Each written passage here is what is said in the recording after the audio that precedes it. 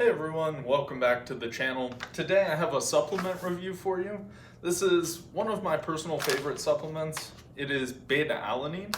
So we're going to go ahead and go through the pros, the cons, and maybe some misconceptions about the supplement, and at the end give it a grade overall.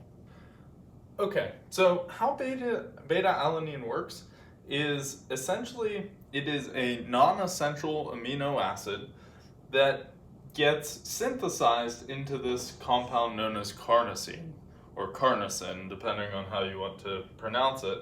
Now, what this does, it is an alkaline type substance, so it is going to buffer the pH in your muscle cells.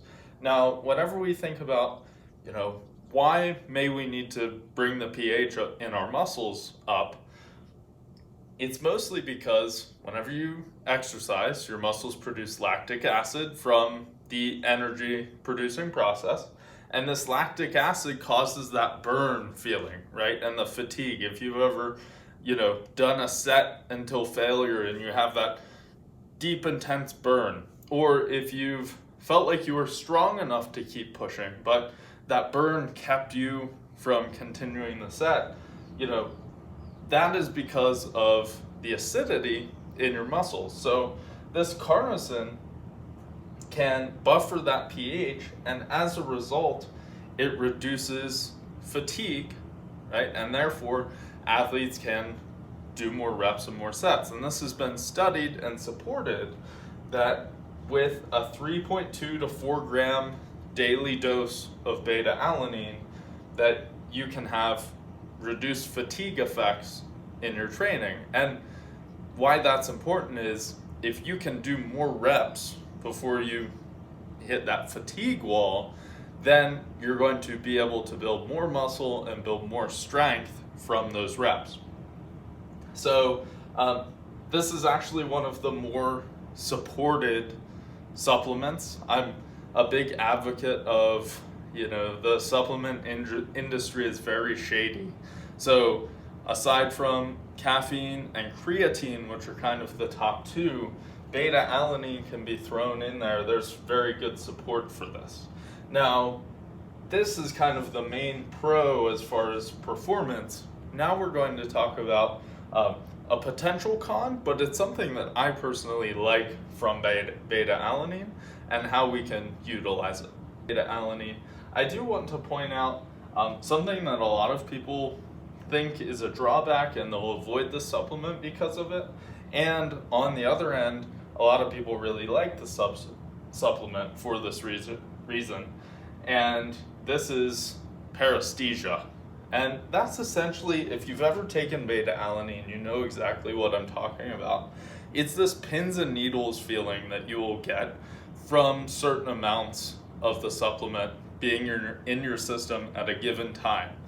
And for me, I really enjoy this feeling, right? It makes me feel ready to go, ready to lift. One thing that I also get from it, it makes me feel warm.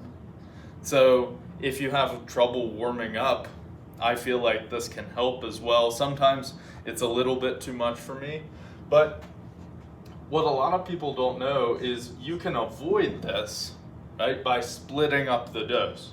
So if I were to take all 3.2 grams of beta alanine in one go right before my workout, then I might feel that effect of paresthesia. But if I didn't want to feel this effect, instead, I could break this up into two 1.6 gram doses, maybe one before and one during my workout. And by spreading that out, your body's not going to get hit with that beta alanine all at once, and you won't feel that tingling effect. So you can still get the positives of beta alanine usage without the negative paresthesia, if that's something that you don't like. So that's certainly something to keep in mind if you want to, utilize these effects, is go ahead and split it up to 1.6 gram doses instead of 3.2. The second thing, and the last thing that I want to mention before we kind of take a look at beta alanine physically, is a lot of pre-workouts will intentionally put a lot of beta alanine into their supplement in order to get that feeling, because athletes tend to like to feel like their pre-workout is working. And if you feel that tingling, that's obviously a feeling that you have. So beware of that. Sometimes supplement companies can sneak this in there just trying to get you to feel something with their pre-workout, and understand that this is it, right?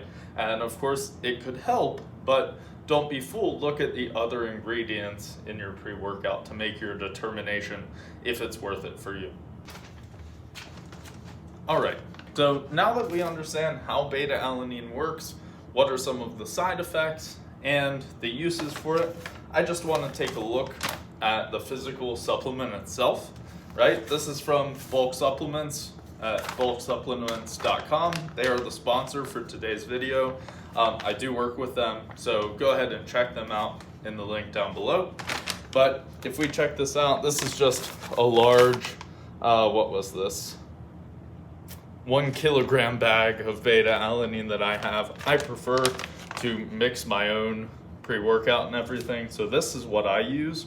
But if you take a look in here, beta alanine itself, it has this very salty like texture to it, right? Make sure we can see in there.